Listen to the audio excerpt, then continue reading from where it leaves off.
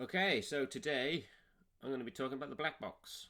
And before you all start complaining, I know the black box has a granular feature, but I don't like the granular feature on this. Uh, it is lacking one important thing, and that is the ability to change the position of where the grains are being triggered from. If you've seen my other video on the organelle, you'll have seen that my patch allows me to manually scan through the waveform to be able to choose where the grains are being triggered from. Now, that's not to say the granular feature on this doesn't sound bad. It doesn't, it's quite nice. But what I need to do, what I have to do in this to be able to freeze the position is use the speed control to go to 0%, and so it locks where it's triggering those samples from. But I have to wait a moment for it to get to the position where I want to freeze it. Once it's at its frozen state, I can't then change its position.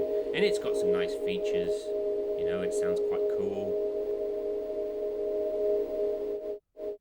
But it's not quite what I want. So what I'm going to show you how to do is how to fake it. And so on this one here, if I press play here and jump into this,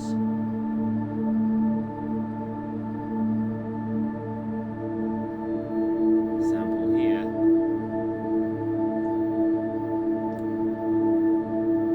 through a bit of a hack, I've been able to kind of fake the technique that I want to have. Now, it's not perfect, but it gives me basically what I want to be able to do on this thing. And if you can obviously hear and see, I can move the starting position where this kind of granularization is happening from.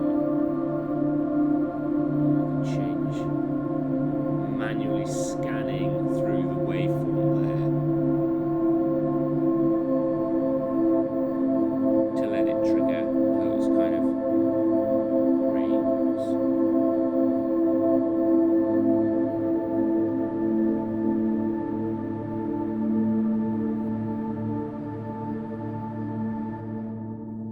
Now, it also helps that I'm using on the sample loads of reverb, and that is great. Okay, so let's kind of go through the process. It's fairly simple to do. All I'm actually using is a sequence to trigger in quick succession the playback of the sample.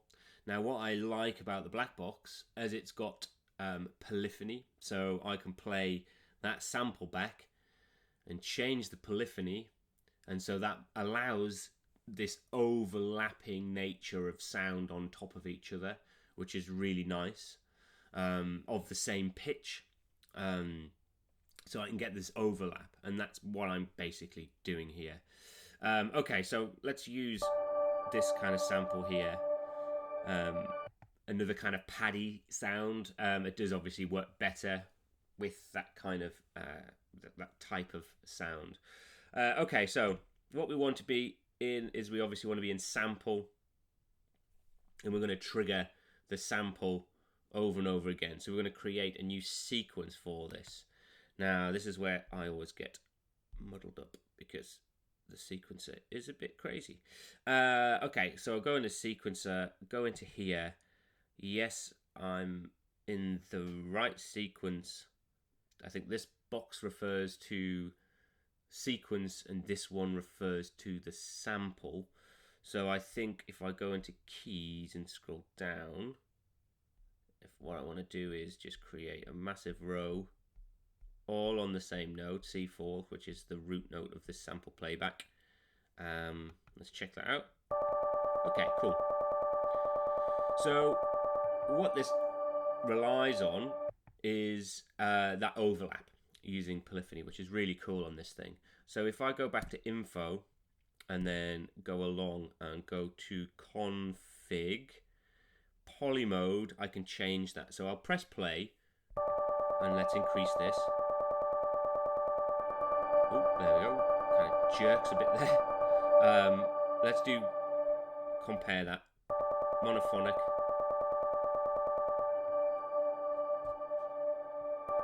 2 poly. 4 poly. 6 poly. And then 8 poly. So you can hear that overlap on top of each other now. What we want to do as well is you can hear there's a click at the start of the sample, a kind of stuttery sound. Well, let's change the attack on that, and we also want to take the sustain off and the release off. We're going to use decay for the length of that sample. Now we are going to be limited because we've got 8-note polyphony, because we're triggering sounds so quickly. The next note, once you exceed 8, the next note is going to automatically cut the first note off. So you're only going to have 8 notes on top of each other. Normally in granular processors, you would have a lot more, 16, 32, something like that. But anyway, so we can use the decay, and the decay is going to be I suppose the length of our grains. So we can make it quite clicky, and if I increase that, that brings that in. I'm going to change the attack to remove that kind of clicky nature. There we go. So it's starting to wash a little bit more on top of each other, which is quite nice. And then if I go to the pad, then I can start to use the starting point, to actually have that grain kind of trigger. Now, it's still not quite right because all of the grains are being triggered from the same position. And to kind of add an amount of randomness to this, we want to be able to have the starting position of each grain change a little bit, and that's what adds this kind of texture, this kind of wash to this. Thankfully, the Blackbox has an LFO, so we can use that to kind of emulate that idea. So if I go into the pad, let's go to LFO and let's make that random. Depth is fine. I want to make that quite slow to start off with. You're going to have to tweak this a little bit to get kind of exactly what you want, but let's give this a go. If I go into position here, the start position, if I go into that area there, what I want to do there is I want to add an LFO, and I've gotten an amount there. Again, you can tweak that. I've just got this at 1.2 at the moment. Let's see what that sounds like. Let's go back to what that looks like. Cool. And you can see, if I zoom in a little bit, you can see that the starting position is jumping around now. And then if I change that start, you can hear how it's kind of jumping within kind of a small range. So again, you want to be able to play around with this, maybe make it quite the rate a bit slower, perhaps change the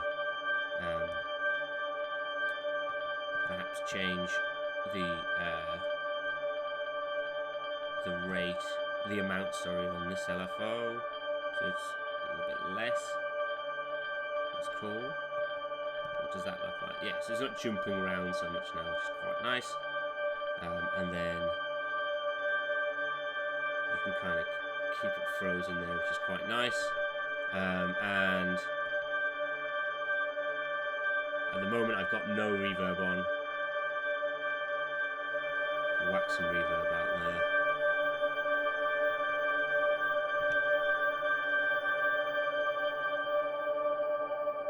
There we go, we've got nice ambient textures there. Using a nice faking granular technique.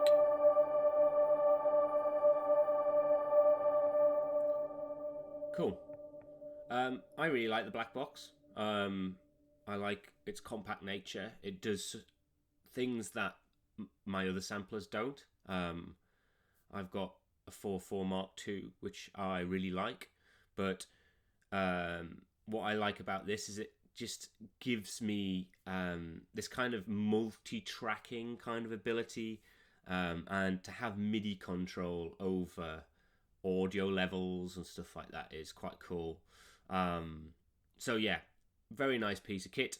That's how you kind of fake scanning granularization. I hope you enjoyed it, and I hope you use it because it's quite useful, if not fake.